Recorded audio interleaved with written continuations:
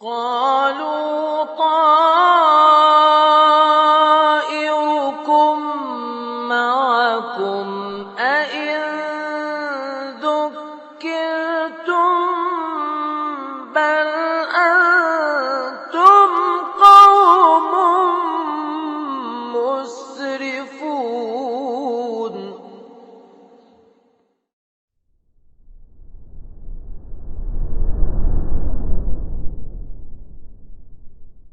Assalamualaikum warahmatullahi wabarakatuh. Innal hamdalillah nahmaduhu wa nasta'inuhu wa nastaghfiruh wa na'udzu billahi min shururi anfusina wa sayyiati a'malina. May yahdihillahu fala mudilla lahu wa may yudlil fala hadiya lahu. Asyhadu an la ilaha illallah wahdahu la syarika lah wa asyhadu anna Muhammadan 'abduhu wa rasuluhu la nabiyya ba'dahu. فإن أصدق الحديث كتاب الله وخير الهدي هدي محمد صلى الله عليه وسلم وشر الأمور محدثاتها وكل محدثة بدعة وكل بدعة ضلالة وكل ضلالة في النار. أما بعد, insyaallah kita membahas di sesi pertama kitab Aisar Tafasir, kitab tafsir Al-Aisar karya Syekh Abu Bakar Al-Jazairi rahimahullah, di surat An-Nisa ayat ke-88 sampai ayat ke-90. Aina dika mawjud enggak? Oh. Ya Syekh Miftah taqra. Miftah. Iqra. Iqra. Ya Syekh. Ya, jazakallah khair.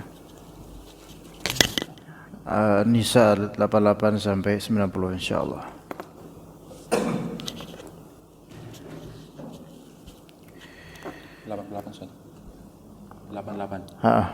Sampai 90.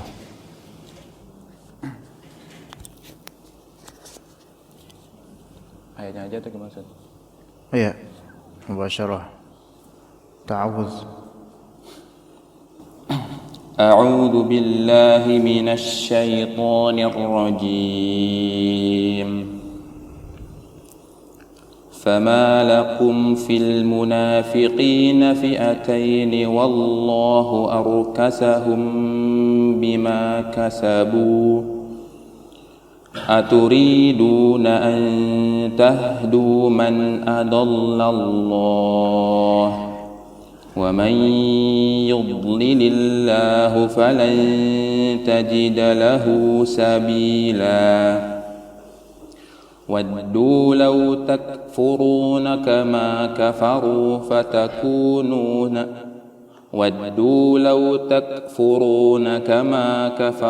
فتكونون سواء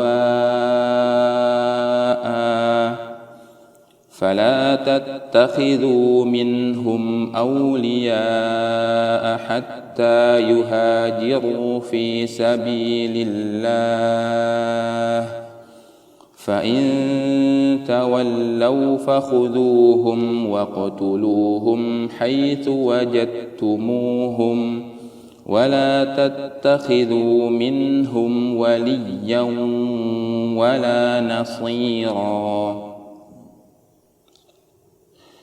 إلا الذين يصلون إلى قوم بينكم وبينهم ميثاق أو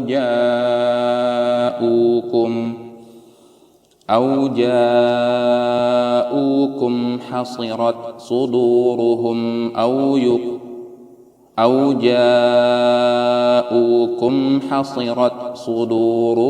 أن يقاتلوكم أو يقاتلوا قومهم ولو شاء الله لسلطهم عليكم فلقاتلوكم فإن اعتزلوكم فلم يقاتلوكم وألقوا إليكم السلم فما جعل الله لكم عليهم سبيلا.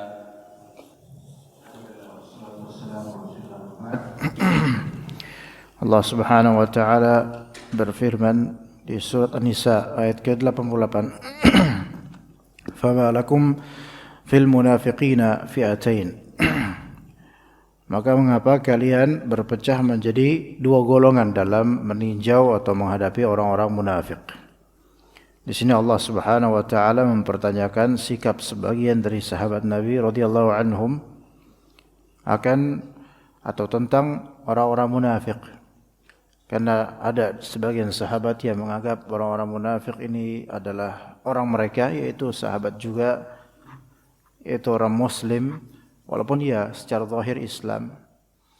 Dan sebagian sahabat lainnya ada yang menganggap orang-orang munafik ini hakikatnya mereka adalah kuffar, orang-orang kafir. Dan di sini terjadi ikhtilaf bainal mu'minin min ashabi Rasul, yaitu terjadi perbedaan pandangan antara para sahabat Nabi radhiyallahu anhum dalam terhadap suatu golongan dari kaum munafikin yang mereka menzahirkan Islam. Jadi aslinya orang munafik ini kufar, kafir. Dan orang-orang munafik ini mereka berwala kepada orang-orang kafir.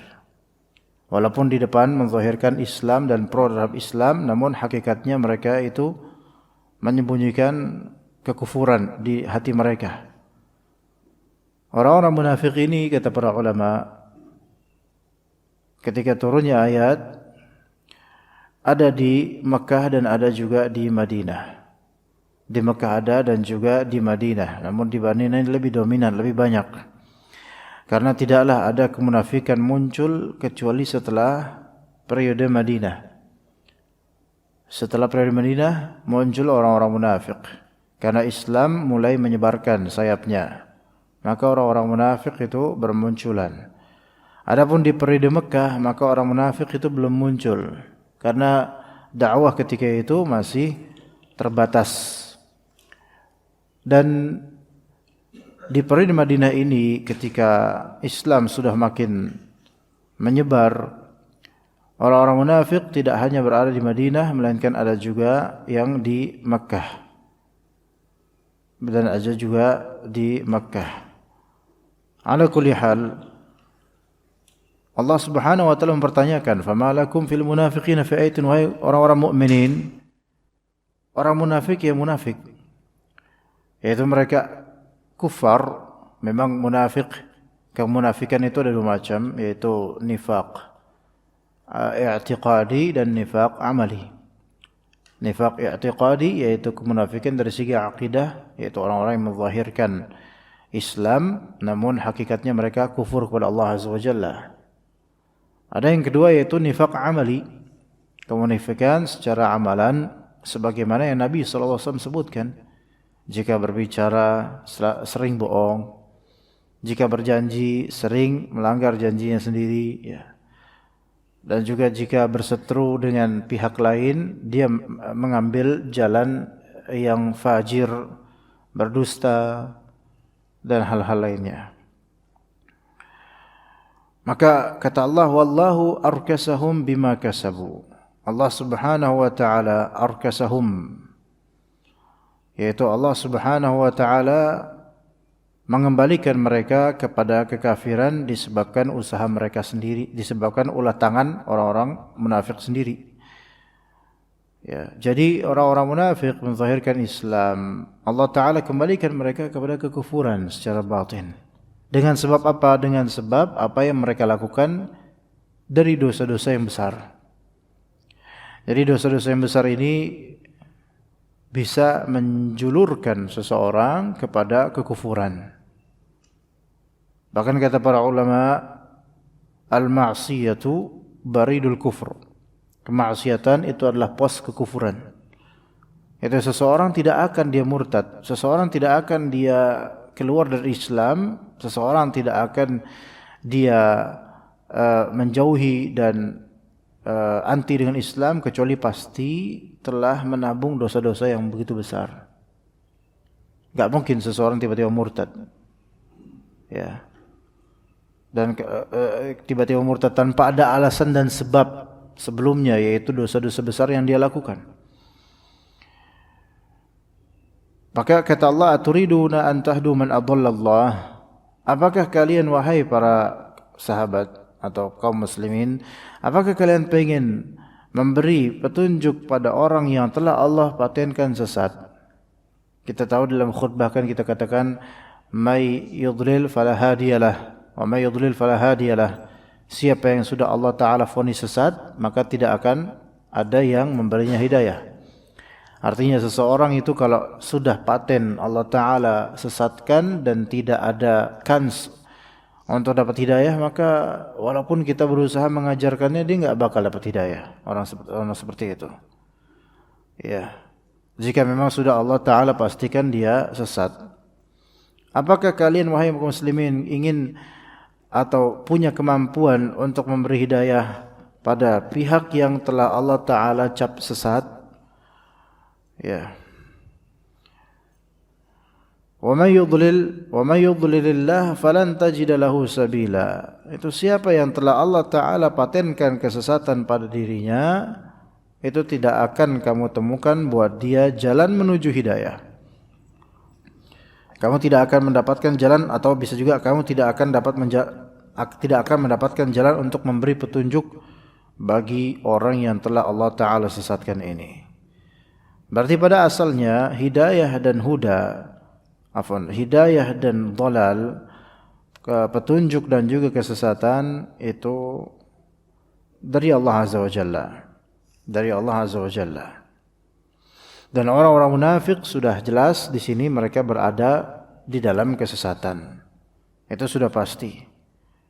Ya, dan ketika kita melihat orang-orang munafik ini memang mereka bertamarrud, yaitu betul-betul anti dengan Islam, membatinkan kekufuran, melawan Islam, menzahirkan keislaman, padahal di balik itu mereka berusaha untuk menghancurkan Islam, memberikan taswis kepada kaum muslimin. Taswis itu adalah gangguan berupa kabar-kabar dan info-info bohong, mengadu domba kaum muslimin. Makanya seperti ini gimana kita bisa memberikan hidayah dan ajaran yang benar pada orang-orang seperti ini? Ya. Kemudian Allah Subhanahu wa taala mengabarkan kejiwaan atau dalamnya orang-orang munafik, yang mana para sahabat ketika itu berselisih, berbeda pendapat mengenai orang-orang munafik. Ada yang mengatakan itu teman kita, ada yang mengatakan itu musuh kita. Maka Allah Ta'ala nyatakan isi perut mereka, isi hati mereka. Waddu law takfuruna kama kafaru fatakununa sawa. Waddu, yaitu mereka menginginkan orang-orang kafir, ahabbu min qulubihim kufrakum litakunu mithlahum. Orang-orang munafik itu pengen, di hati mereka itu ada keinginan kuat supaya kalian juga ikut kufur seperti mereka juga. Seperti mereka juga. Jadi kalau kita lihat dan sampai zaman sekarang, tujuan dari orang-orang munafik, mereka melawan Islam dan mendekati kaum muslimin, tujuannya supaya kita juga anti-Islam seperti mereka. Makanya kalau kita perhatikan orang-orang liberal zaman sekarang, itu selalu yang mereka bahas tema-tema yang menyinggung kaum muslimin dan kadang memancing emosi kaum muslimin dan menyeru agar kaum muslimin semakin jauh dari syariat Allah, membenci syariat Allah, menentang syariat Allah sampai murtad tanpa disadari. Mungkin orang-orang liberal ini tidak ingin, tidak perlu bagi mereka untuk memurtadkan secara resmi orang-orang muslim. Tapi mereka menginginkan yang penting kufur, yang penting melawan Islam. Jadi menghancurkan kaum muslimin dari dalam barisan. Waddu law takfuruna kama kafaru fatakununa sawa. Mereka itu pengen kalian itu semua kufur sebagaimana mereka kufur, sehingga kalian menjadi sama dengan orang-orang munafik. Dan kalau kita perhatikan di zaman sekarang, ya inilah yang sebenarnya diinginkan dan inilah track yang selama ini didengungkan. Sebenarnya begitu. Melalui media-media. Ya, begitu. Kenapa LGBT misalnya itu dipelihara sekarang? dan dibela-bela oleh sebagian dari mereka. Dan masalah-masalah kesyirikan, jimat dan semisalnya itu dipelihara. Ya. Hal-hal yang sebenarnya itu melanggar jelas syariat Allah Azza wa Jalla dibela. Di antara misal contoh yang mungkin gak kerasa bagi banyak orang, kita tahu Nabi Nuh alaihissalam adalah Rasul pertama dan beliau ulul azmi pertama dari segi urutan sejarah, dan dakwah beliau itu 950 tahun. Nabi Nuh. Sekarang di antara band yang paling populer namanya apa? Nuh. Sekarang andai ada band, maksudnya ada suatu band yang pakai nama Nabi kita, Muhammad, band Muhammad misalnya, terima enggak? Pasti enggak terima. Dan Nabi Nuh itu sama seperti Nabi Muhammad, ulul azmi minal rusul. Namun dijadikan biasa apa? Biarkan biasa bahwasanya enggak apa-apa kok pakai nama Nabi untuk band music misalnya. Sehingga bagi kita biasa aja kan? Biasa aja. Dan kemudian tokoh yang disebutkan dinisbatkan kepada Nuh ini tokoh yang mana ini dikenal oleh semua orang sebagai pezina pada masanya. Orang buruk lah gitu. Enggak ada baik-baiknya. Tapi manusia beristihsan, menganggap orang ini baik, menganggap band ini band terbaik, musiknya musik terbaik. Tapi pakai nama Nabi Nuh alaihissalam. Penghinaan yang lebih rendah apa lagi dengan menjadikan nama Nabi sebagai nama band misalnya. Bukankah ini penghinaan terhadap Nabi Nuh alaihissalam? Iya. Tapi lihat bagaimana mindset masyarakat menganggap itu tuh enggak ada masalah. Ya. Jadi dibuat bagaimana caranya supaya kemasannya ada sisi religius atau keislaman atau kebaikan, namun pada hakikatnya min qibalihi al-azab, di balik itu ada azab. Dan orang-orang menganggap bahwasanya itu biasa aja. Itu yang diinginkan. Ya, itu yang diinginkan. Oleh orang-orang munafik, waddu law takfuruna kama kafaru fatakununa sawa. Mereka tuh pengen kalian itu ikut-ikutan kufur seperti mereka sehingga sama antara kalian dan mereka. Ketika kita itu ada seragam yang sama dengan musuh kita, maka kewibawaan kita kurang dan kedikdayaan musuh kita bertambah. Ya, begitu. Ada sahib anak atau murid asal Surabaya. Dia waktu itu kuliah di UI bagian fisika. Dia cerita dia bersama para ustadz sunnah di Surabaya itu pernah safar pakai mobil gitu kan. Kemudian mau makan malam-malam dan akhirnya ke restoran. Dan ternyata restoran tersebut sedang mengadakan perayaan semacam Natal.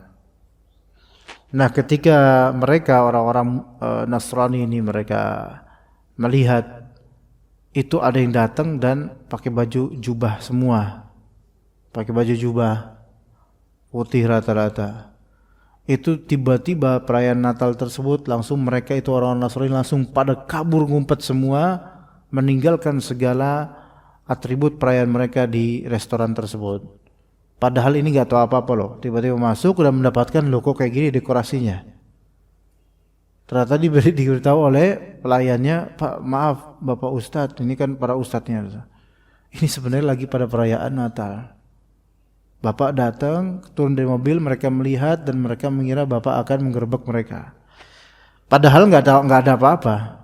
Lihat bagaimana kewibawaan para ustadz ini dan beberapa penuntut ilmu enggak tahu apa-apa pun mereka ketakutan. Karena ada perbedaan keseragaman, beda, seragamnya beda, zinya beda. Mereka atributnya atribut Natal dan kesyirikan. Kita ketika itu atributnya atribut yang menunjukkan kita muslim. Ada perbedaan yang sangat mutabayin, sangat jauh. Sehingga kewibawaannya itu tetap terangkat, ada gitu loh.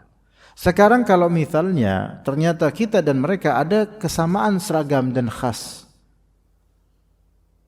itu kita wibawanya turun dan mereka merasa di atas atau setara dengan kita. Fatakununa sawa. Kalau di antara ikhwan kita jenggotan tapi pakai kaos Nirvana, Megadeth dan semisalnya, ya. Terus ketemu dengan orang musyrik atau kafir yang juga suka dengan apa yang di baju kita gitu loh. Apakah kemudian wibawa kita naik? Enggak, sama. Turun wibawa kita sebagai muslim karena ada kesamaan dengan mereka. Begitu ikhwan. Ya, kalau misalnya kita memakai pakaian atau baju bola, di belakang ada nama pemain idola kita orang barat. Ya, ketemu dengan orang Nasrani yang juga suka dengan tim yang kita suka. Apakah kita bisa mengajak dia ke Islam? Susah. Karena apa? Antum sama saya sama-sama suka dengan Ronaldo. Udah kita sama-sama udah setara. Fatakununa sawa. Ya kita enggak mengatakan bahwasanya orang yang suka Ronaldo langsung kafir. Enggak, bukan gitu maksudnya. Bukan gitu. Kalau antum lihat sekarang ikhwas sekalian, pemain-pemain bola yang ke Saudi Arabia dengan transfer uang yang begitu besar, penggajian yang melejit, itu bisa. Dan kenapa Palestina nggak bisa didanai sebegitunya? Orang kepala donatur dan cukong-cukong yang besar misalnya. Kita bukan mengkritik kebijakan negaranya, bukan. Tapi beberapa individu. Ya ini menjadi fitnah. Sehingga orang-orang yang tadi harusnya majelis ilmu, pakaiannya, pakaian jubah, pakai sorban Saudi dan seterusnya. Mereka itu malah mengidolakan dan mengulungkan orang kafir yang sedang apa? Yang sedang bermain bola dunia murni, khalas. Mana wibawanya? Itu yang diinginkan oleh orang-orang munafik. Waddu law takfuruna kama kafaru fatakununa sawa. Mereka itu pengen kita tuh muslim tuh ada keserupaan dengan orang-orang kafir. Seenggaknya kalaupun enggak sampai murtad, minimal kita tuh ada kecocokan lah sama orang-orang kafir sehingga sama. Ya. Begitu ikhwas kalian. Dan mau enggak antum misalnya di daerah kampung sawah ini, di daerah kampung sawah atau di perumahan wahana punya tetangga yang memiliki anjing. Mau enggak antum membiasakan anak antum yang sama Islamnya dengan antum kemudian main anjing sama dengan anak-anak orang kafir? Biasa main anjing. Mau enggak? Pasti enggak mau. Itu baru satu syiar kecil loh. Pasti enggak mau. Ya. Kalau misalnya ternyata misal anak antum main bareng anak orang kafir sama-sama main anjing, lama-lama akan sama karakternya. Biasa main anjing, terlalu biasa. Ini yang diinginkan. Karena untuk memurtadkan resmi orang-orang muslim susah. Apalagi yang sholat 5 waktu, susah. Tapi sentuh mereka dari sisi apa? Jadikan ada kesamaan antara kita dengan mereka. Itu yang diinginkan oleh orang-orang munafik. Ya, orang-orang kafir. Nah, kata Allah Azza wa Jalla, "Fala tattakhidhu minhum awliya." Maka janganlah kalian menjadikan orang-orang munafik itu sebagai para wali, yaitu sebagai para saudara, teman-teman yang dekat, sahabat yang dekat. Hatta yuhajiru fi sabilillah. Jangan kalian jadikan orang-orang munafik sebagai para wali, sebagai para sahabat dekat untuk kalian sampai mereka yuhajiru fi sabilillah, sampai mereka hijrah di jalan Allah. Kalimat ini mengandung dua kemungkinan. Kemungkinan pertama ini untuk orang-orang munafik di Mekah. Kemungkinan kedua ini untuk orang-orang munafik di Madinah. Ya, kita ulangi. Fala tattakhidhu minhum awliya'a hatta yuhajiru fi sabilillah. Janganlah kalian jadikan mereka sebagai sahabat dekat sampai mereka hijrah di jalan Allah. Kalau ini kalimat untuk orang-orang munafik di Mekah, maka maknanya jangan kalian jadikan orang-orang munafik di Mekah itu sebagai teman setia kalian atau wali kalian sampai mereka hijrah ke Madinah. Baru di situ kalian silakan dekati dan juga jadikan mereka saudara, karena itu menunjukkan keimanan mereka. Kalau misalnya kalimat ayat ini untuk orang-orang munafik Madinah, maka maknanya adalah jangan kalian jadikan orang-orang munafik di Madinah sebagai sahabat setia atau wali kalian yang mengurusi urusan kalian sampai mereka meninggalkan amalan buruk dan akidah buruk di jalan Allah. Itu maksudnya. Karena hijrah itu kan ada hijrah tempat, ada hijrah perbuatan, ada hijrah pengasingan orang, begitu. Kalau ayat ini untuk munafik di Madinah, maka hijrah tempat. Kalau ayat ini untuk kalau ayat ini untuk munafikin di Mekah, maka hijrah tempat maksudnya. Kalau ayat ini untuk munafik di Madinah, maka hijrah amalan. Jadi hijrah itu pada hakikatnya meninggalkan. Makna hajara adalah taraka, meninggalkan. Dan meninggalkan dalam Islam ada 3 macam. Pertama, hijratu al-amal. Kedua, hijratu al-amil. Dan ketiga, hijratu al-makan. Hijratul amal yaitu meninggalkan suatu amalan yang buruk. Maka ini hijratul amal. Kata Nabi SAW, al-muslimu man salim al-muslimuna min lisanihi wa yadihi. Orang muslim adalah yang orang muslim lainnya selamat dari lidah dan tangannya. Wal muhajiru man hajara ma nahallahu anhu. Orang yang berhijrah adalah orang yang meninggalkan apa yang Allah larang. Ini adalah hijrah amal.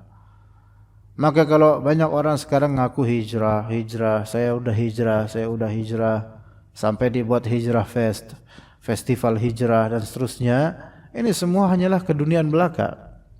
Hakikat dari hijrah yang dimaksud adalah hijrah perbuatan lampau yang buruk, dia tinggalkan, itu hijrah hakikatnya. Bad habit, kebiasaan buruk, dia tinggalkan, ini hijrah amalan. Yang kedua, hijratul amil, yaitu pengasingan terhadap pelaku suatu perbuatan buruk. Hijratul amil atau hajrul amil, yaitu pengasingan terhadap seorang yang melakukan keburukan. Pengasingan ini biasa dilakukan oleh waliul amri, yaitu penguasa setempat. Yang ketiga, hijratul makan, yaitu meninggalkan tempat. Ini yang dimutlakkan pada hijrah secara syar'i, hijrah ke Madinah, hijrah ke Habasyah, atau hijrahnya seorang muslim di desa yang isinya orang-orang kafir dan dia tidak bisa mensyiarkan agamanya, dia tertekan, maka disyariatkan atasnya hijrah, yaitu pindah tempat. Ya, begitu, pindah tempat. Taib. Hatta yuhajiru fi sabilillah.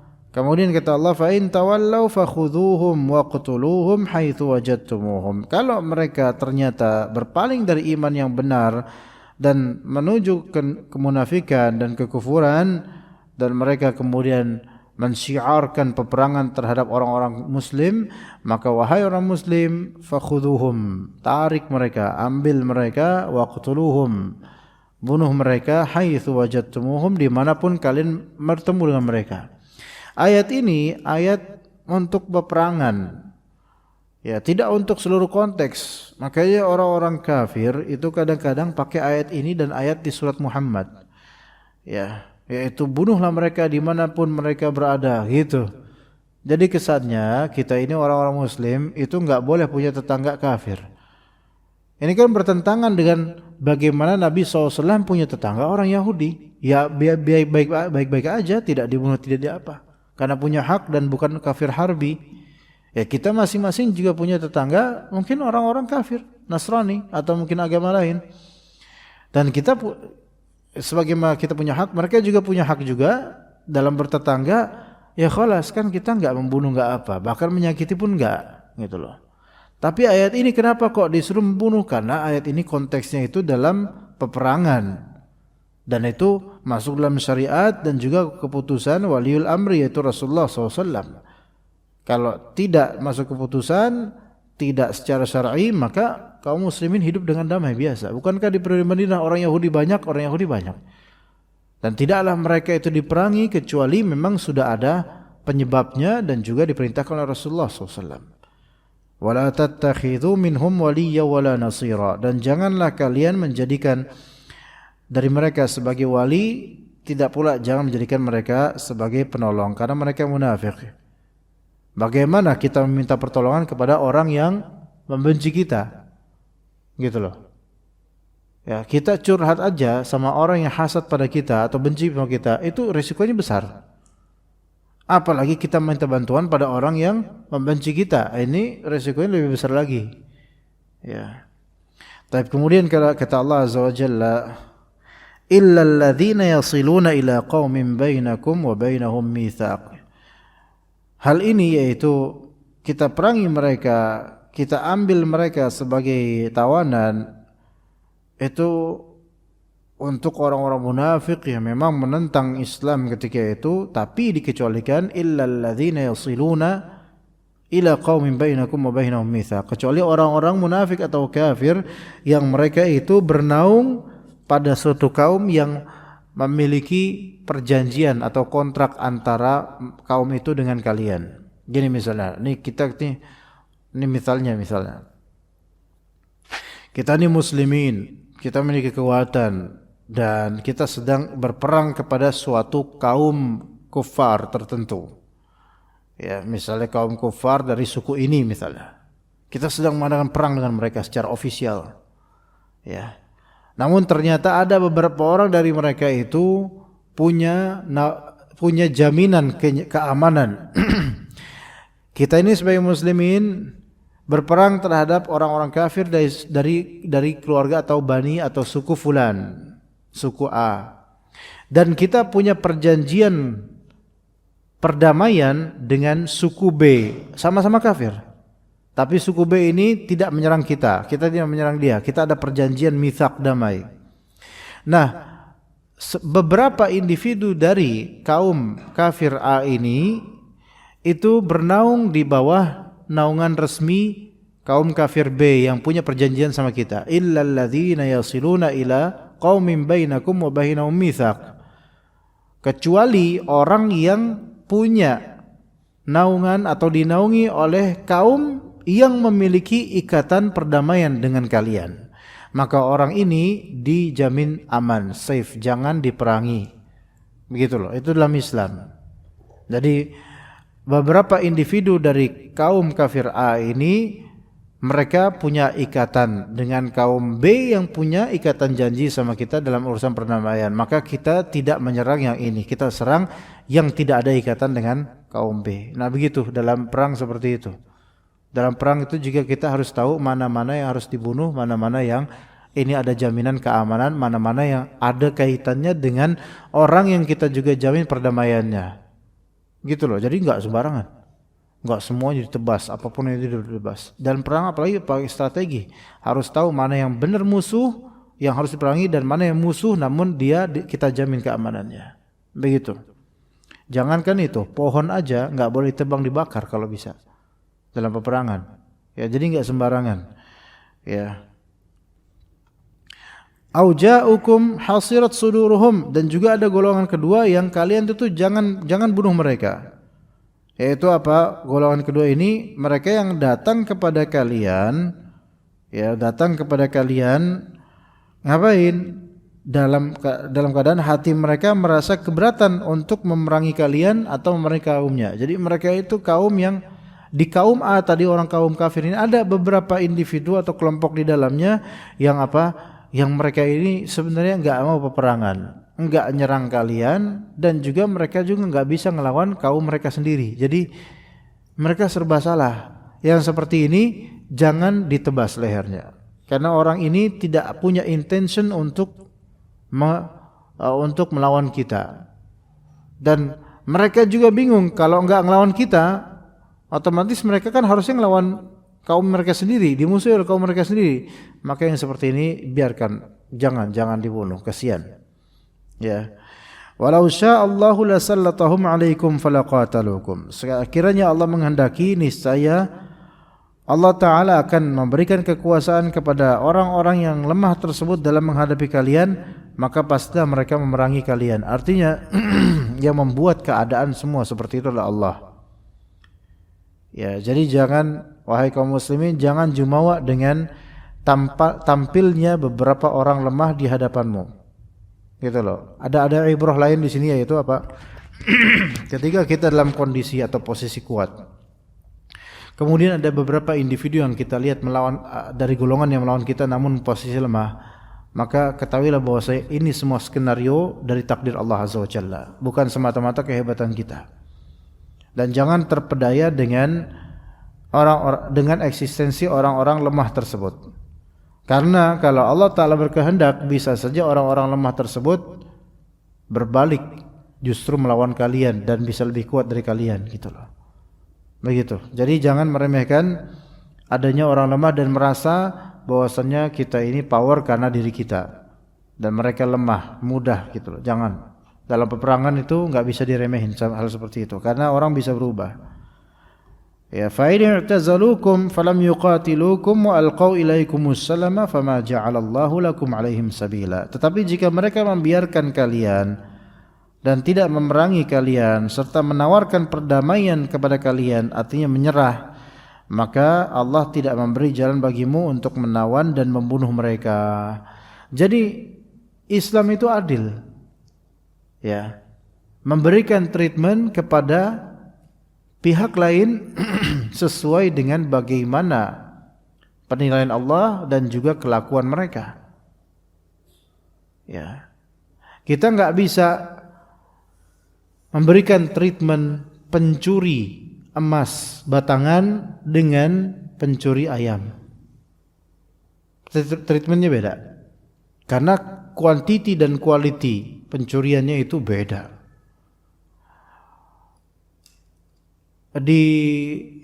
Kita misalnya begal misalnya, naudzubillah, bukan kita, maksudnya ada begal, ya kan, cerita di kampung sawah ini, bahkan kemarin kalau nggak salah di Bagol ini kan ada video apa, anak-anak bawa senjata tajam gede-gede itu.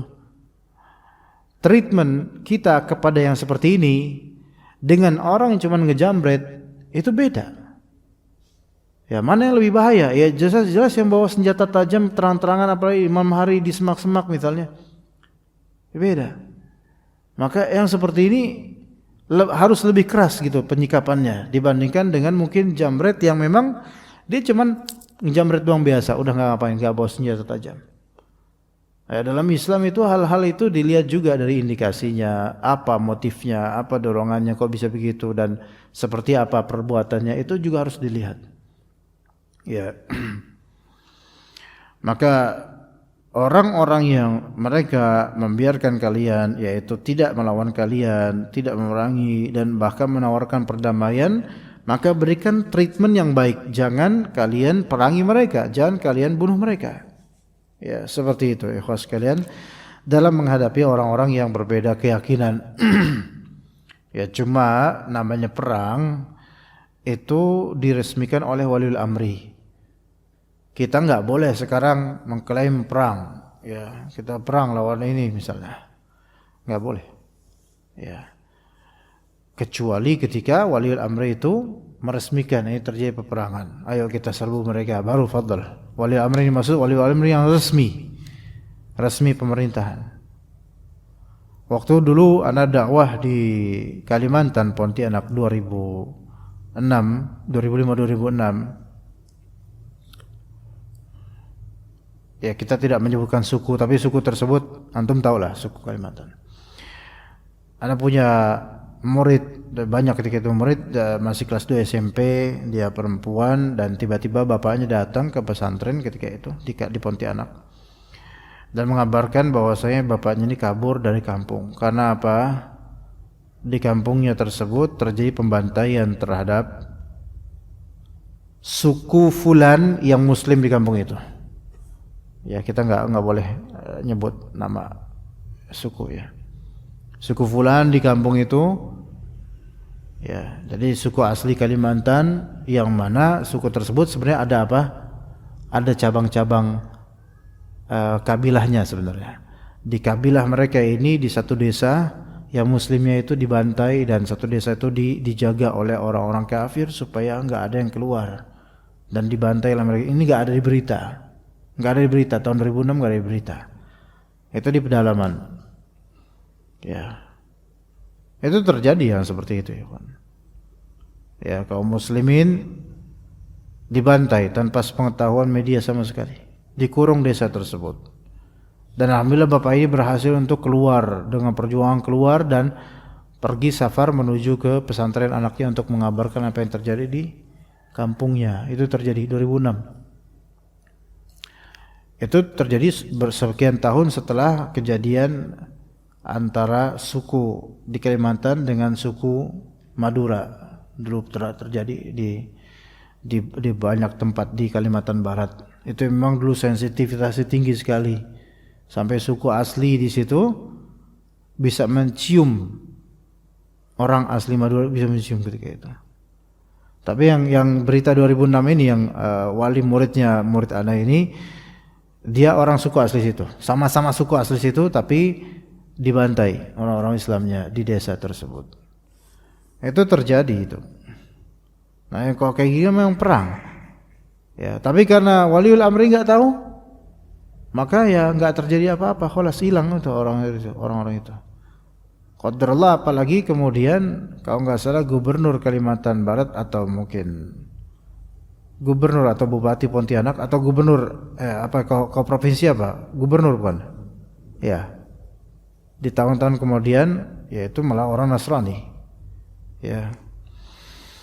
Ya begitulah treatment Islam beda dengan mereka. Kalau misalnya Islam ingin perang, maka itu harus ada keputusan di tangan waliul amri, bukan di tangan individu atau ormas. Ya, karena kalau pakai di tangan individu, ormas atau apalagi DKM, kacau. Ya, DKM Al-Muhsinin menyatakan bahwa kita harus memerangi orang-orang kafir di satu wahana. Ya repot kayak gitu. Ya nggak boleh. Ya, karena bukan kekuasaannya, bukan kewenangannya. Tapi itu tafsir kita cukup sampai situ insyaallah. Sallallahu ala nabiyina Muhammad wa ala alihi washabbihi ajma'in. Untuk lanjutannya kita menuju kajian akidah kitab Talkhis Al-Ahmawiyah.